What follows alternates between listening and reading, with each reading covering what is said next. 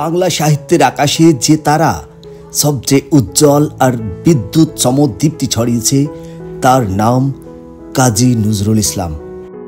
তিনি কেবল একজন কবি নন, তিনি ছিলেন এক অগ্নি সংযোগকারী বিদ্রোহের প্রতীক, এক অসামান্য হৃদয়ের মানুষ।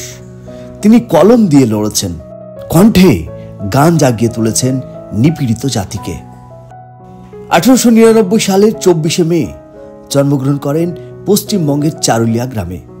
এক দরিদ্র পরিবারের কোলে জন্মগ্রহণ করেন এই বিদ্রোহী কবি। শৈশবেই বাবাকে হারিয়ে জীবনের নির্মম বাস্তবতা তাকে ছুঁয়ে যায়, কিন্তু সেই দারিদ্র্যই তাকে গড়েছিল সাহসী, আত্মপ্রত্যয়ী আর অন্যায়ের বিরুদ্ধে মাথা তুলে দাঁড়াবার মতো এক সাহসী মানুষ হিসেবে। শিক্ষা অভাবের মাঝেও আলোর খোঁজে। নজরুলের শিক্ষা জীবন বিচিত্র, অগোছালো কিন্তু গভীর। স্থানীয় মক্তবে আরবি, ফার্সি ও ধর্মীয় শিক্ষা নিয়ে তার ভাষা ও চিন্তার ভিত করে ওঠে। পরে তিনি লেটো গানে যোগ দিয়ে কবিতা, নাটক আর সঙ্গীতকে মেলে ধরেন। সেই থেকেই শুরু হয় এক অনন্য প্রতিভার আত্মপ্রকাশ। রানীগঞ্জের এক স্কুলে ভর্তি হলেও অর্থের অভাবে পড়ালেখা মাঝপথে থেমে যায়। কিন্তু কোথায় থেমেছেন নজরুল ইসলাম? জীবন যখন একদিকে দরজা বন্ধ করেছে, তিনি আরেক দরজা খুঁজে নিয়েছেন কলম আর কণ্ঠে। সৈনিক হয়ে যোগ দেন সেনাবাহিনীতে, আর সেখানেই গড়ে ওঠে তার অন্তরের ঝড়।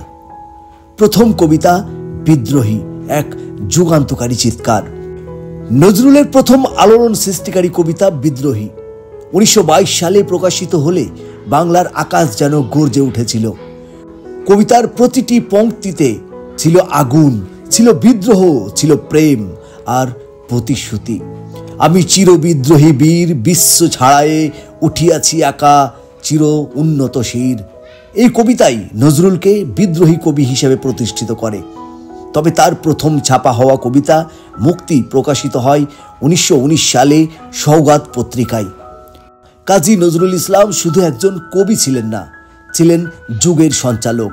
তার কলমে যেমন ছিল প্রেমের স্নিগ্ধতা, তেমনই ছিল তলোয়ারের ধার। আজও তাঁর কণ্ঠ বাংলার বাতাসে বাজে চির উন্নত মমশির।